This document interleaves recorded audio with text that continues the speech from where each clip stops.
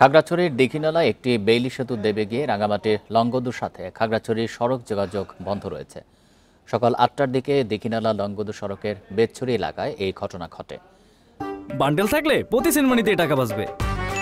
বিকাশ send money bundle কিনে জিতুন প্রতি লেনদেনে।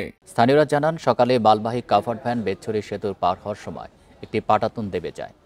পরে কাভার্ড ভ্যানটি উদ্ধার করার সময় আরও কয়েকটি পাটাতন ক্ষতিগ্রস্ত হয়। এতে ওই বেইলি সেতু দিয়ে যানবাহন চলাচল পুরোপুরি বন্ধ হয়ে যায়। বিকল্প পথে মোটরসাইকেল ও সিএনজি অটোরিকশা চলাচল করলেও মালবাহী ট্রাক ও যাত্রীবাহী বাস চলাচল বন্ধ রয়েছে।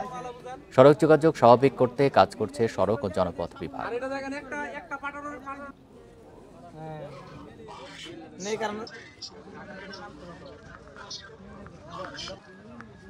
একটু ভালো করে প্রতিবেদন করেন।